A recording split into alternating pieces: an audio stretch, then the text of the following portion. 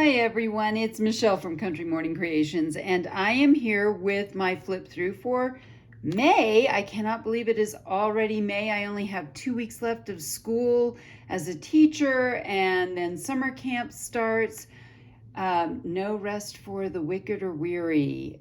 And so I want to give a huge shout out and a thank you to everyone who has been faithfully following my journey with these monthly journals and how I make them and how I use them. You guys rock that you come back and check what I've made every month.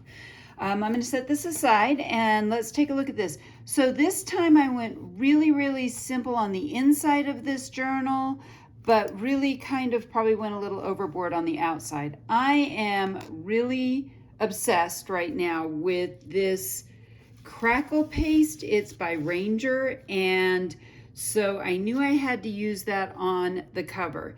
This is a printable that I don't have available in my Etsy shop that I made that complements my Regency Rose kits.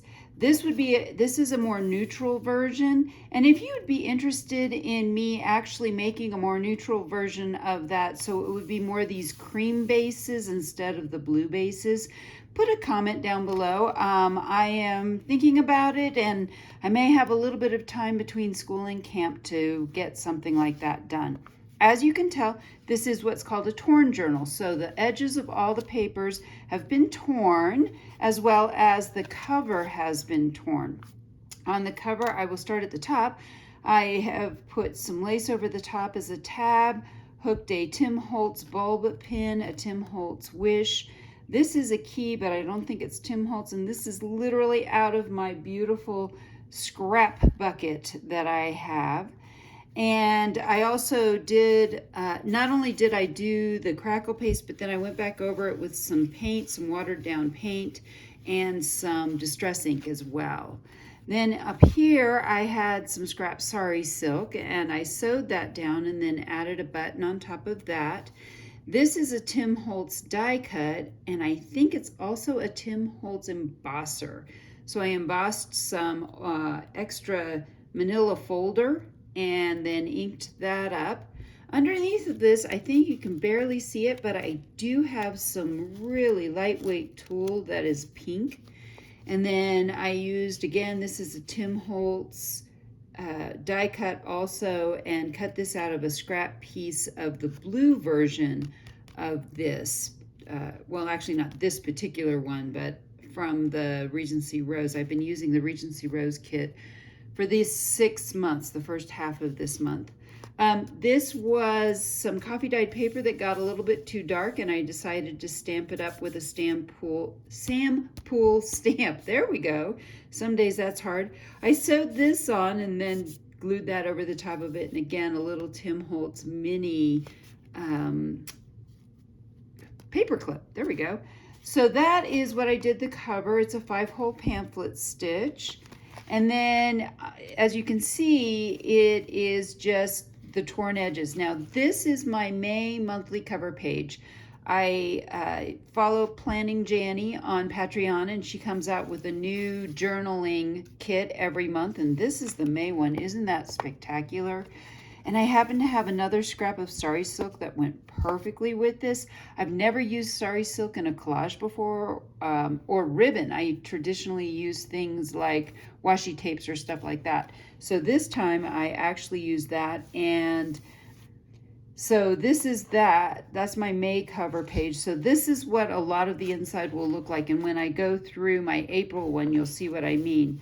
Not a whole lot to see. I did throw a couple of extra pieces in. This is from a reproduction Sears catalog, but I love how the pages are all torn, and so there are no edges, and I didn't put any flaps in here because flaps would not have worked with tearing all the edges. This is a genuine piece of 1924 ledger paper. And this is all of my acid neutral coffee dyed paper. So in the description box, I have the link to how I make it acid neutral and how I coffee dye my paper. People seem to ask about that a lot. This is from a 1920s, I want to say, accounting book. So I teach accounting at my school as well as family and consumer sciences. My 5-hole pamphlet stitch, I'm still using all of that crochet yarn. It's not actually yarn, I guess it's almost a thread. That was my grandmother's, and I love using that in things. And so I love how this turned out. I did ink the edges on both sides, so it's not just inked on this side, I inked the back sides as well. And I even tore this edge. So, yep, that is this journal, and as it is now a new month, this is my reusable book cover that I made, and I love this fabric. You can't get it anymore. This was originally from Hobby Lobby, and I've been hoarding some of it. I decided to splurge and use it on myself. And so you can see it holds a single signature. And this was what I did last month. This was actually inspired by a tag I saw on Instagram. Loved, loved, loved it. And so this is actually a piece of bookboard that I used. And this is the blue version of this. So as you can see, this would be the cream color version and this is the blue version. So like I said, if you would be interested in me making a cream version of this, please comment below. So again, this was my April cover page. And every day I do a little bit of collaging. And this is some old music paper. And the other thing that's really cool is I finally got my scan and cut to work. So my scan and cut all of this out, which is why they look so perfect. I could never cut this out if I did it with my own hands. So even stuff like this was cut out by my scan and cut. So I'm really loving it now and really getting used to using it.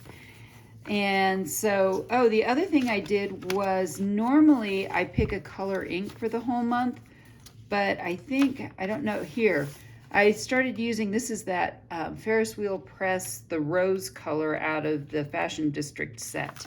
And I just love it. I used it again here. So I think I've decided to give myself permission that I don't have to be all matchy-matchy and I can use whatever color ink I want. So if you keep thinking about that, go ahead and give yourself permission also to use whatever color ink you want. And so we just pull this out and I will plop the new one in and tie it in. If you are interested in making your own version of the Traveler's Notebook and reusable book cover, I do have a class that is in the description box as well. And recently I had someone ask me if I would make sets like this for my Etsy shop where I make the reusable book cover and then the inserts that go into it. And I said, maybe?